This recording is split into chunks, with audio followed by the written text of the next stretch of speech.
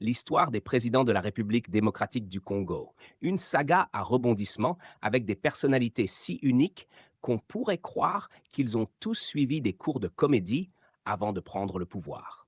Voici une version humoristique, comme si chaque président avait décidé de jouer dans une sitcom politique. Joseph Kaswa 165. Kasavubu, le président zen, est arrivé au pouvoir comme un grand sage, mais dans une ambiance si chaotique que même lui ne savait pas comment calmer les tensions. Chaque fois qu'il tentait de prononcer un discours sérieux, il se retrouvait à hausser les épaules et à dire ⁇ Bon, si quelqu'un a une meilleure idée, je suis preneur. ⁇ Il passait plus de temps à éteindre des feux politiques qu'à réellement gouverner. Un peu comme un gardien de zoo qui essaye de maintenir l'ordre parmi des lions affamés.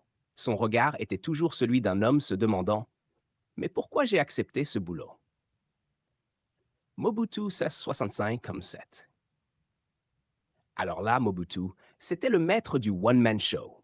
Il a régné avec des costumes flamboyants, une toque léopard vissée sur la tête, comme s'il sortait d'un film d'action rétro.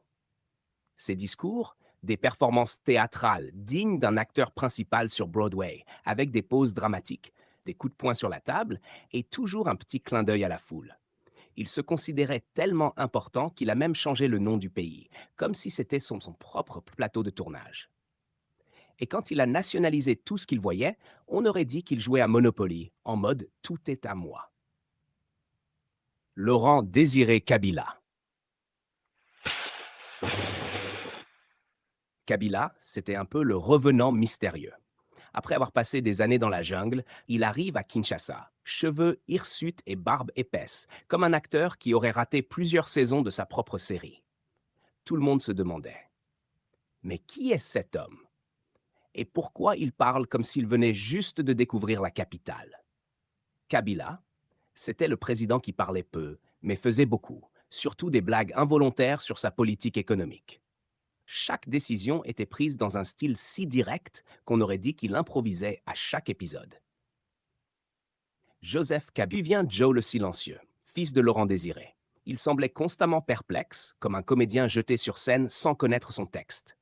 À chaque discours, on avait l'impression qu'il se disait ⁇ Est-ce que je suis vraiment le président ou c'est juste un rêve bizarre ?⁇ Sa stratégie?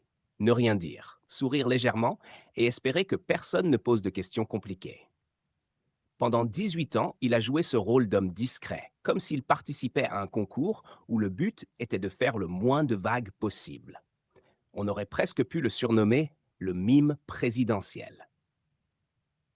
Félix Tshisekedi. Enfin, Félix, c'est le président sympa mais débordé. Il est arrivé avec plein de bonnes intentions, comme un comédien qui veut faire rire tout le monde, mais se retrouve sur une scène remplie de pièges.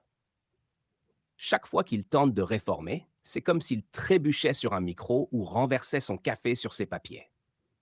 Il sourit, tente de redresser la situation et le public, les citoyens, rit. Non pas parce que c'est drôle, mais parce qu'ils ne savent pas comment ça va finir. Félix est le président qu'on encourage en espérant qu'il ne marche pas sur une peau de banane politique. Voilà, une république dirigée par des présidents qui, chacun à sa manière, ont apporté leur touche de comédie, volontaire ou non. Ils ont transformé le pouvoir en une sorte de série télé où les rebondissements sont parfois si absurdes qu'on ne sait plus si on doit rire ou pleurer. Mais après tout, c'est le Congo, un pays où même les présidents font du stand-up sans s'en